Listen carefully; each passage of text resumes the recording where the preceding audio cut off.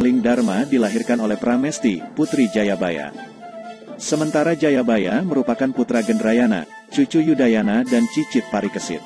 Silsilahnya jika ditarik sampai ke tokoh Mahabharata, yaitu Abhimanyu, ayah Parikesit dan Arjuna, kakek Parikesit.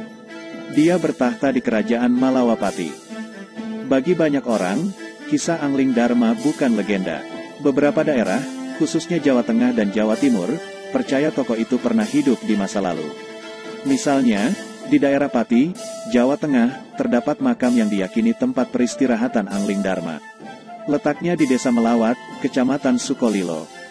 Nama Melawat mirip Malawapati, kerajaan Angling Dharma.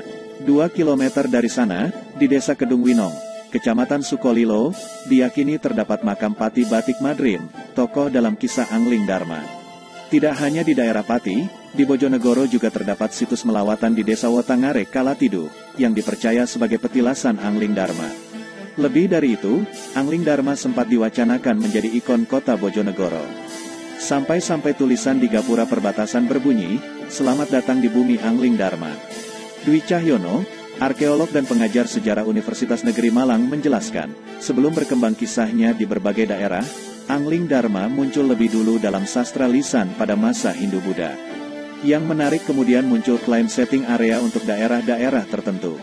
Dalam kisah yang kini dikenal luas, misalnya ada yang disebut Negara Boja atau Bojanagara, yang kemudian dianggap sebagai toponimi daerah yang kini dikenal dengan Bojonegoro. Penyebutan tokoh Jayabaya di kisah itu mengingatkan pada Sang Mapanji Jayabaya, penguasa Kadiri yang memerintah pada tahun 1135 sampai tahun 1157 Masehi. Dia naik tahta menggantikan Bameswara. Tak banyak keterangan soal asal-usulnya. Selama memerintah 22 tahun, baru 3 prasasti yang sampai pada hari ini. Kabarnya, dia menjadi raja setelah merebut hak naik tahta dari kakaknya yang putra mahkota. Pertanyaannya, apakah Angling Dharma tokoh sejarah? Apakah dia berhubungan dengan sejarah Kadiri, khususnya Jayabaya? Dwi Cahyono, arkeolog dan pengajar sejarah Universitas Negeri Malang menjelaskan, bahwa kemungkinan tradisi lisan kisah Angling Dharma sudah ada sejak sebelum Majapahit. Versi tertulis berjudul Ari Dharma dan adaptasi ke dalam relief Candi Baru muncul pada era Majapahit. Namun tidak semua karya sastra mengabadikan peristiwa historis. Penokohannya juga tak mesti selalu ada dalam dunia nyata. Sastra jenis kidung yang berkisah tentang tokoh historis, misalnya Kidung Ranggalawe dan Kidung Sorandaka. Dalam pengisahannya itu juga ada bias. Ada tambahan pengurangan, bias dari fakta untuk dramatika. Apalagi hingga kini dikenal banyak versi naskah tentang Angling Dharma.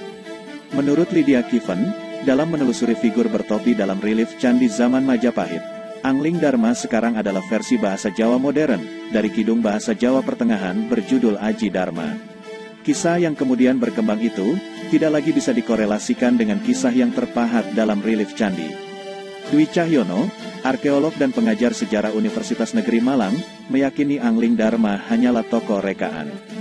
Namun meski tokohnya fiktif, nama tempat, geografis ekologis, jenis tanaman, sungai, dan laut, tetap mencerminkan kondisi nyata pada masa itu.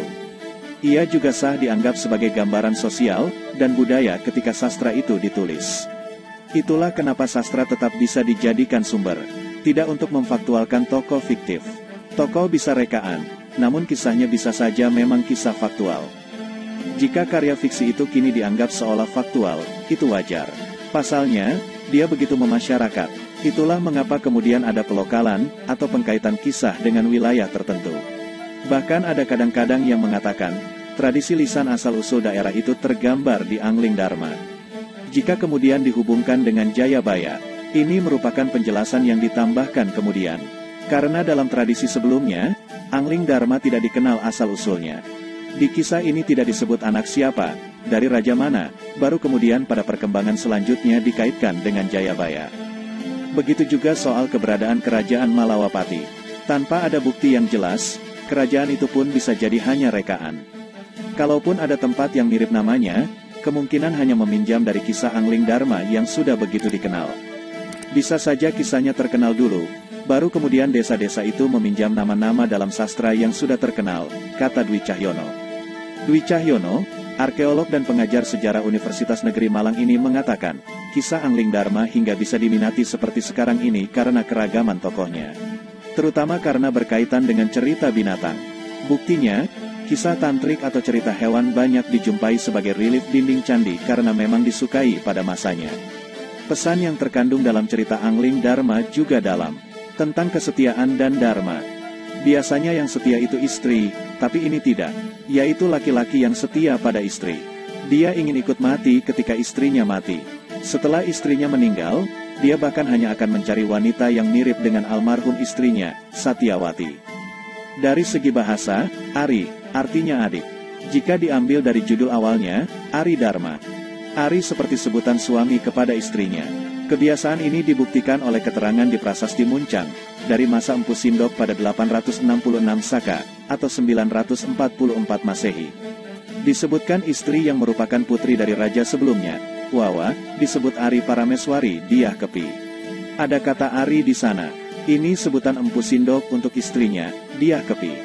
Adapun Dharma artinya ajaran.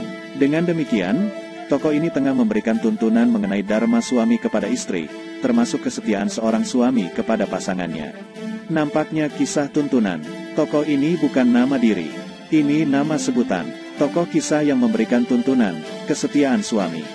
Di luar itu, kisah ini terbukti mampu melintasi zaman. Ceritanya tak syarat dengan bahasa-bahasa agama, tapi lebih kepada hubungan sosial manusia. Ketika Islam berkembang pun, cerita ini tetap diminati.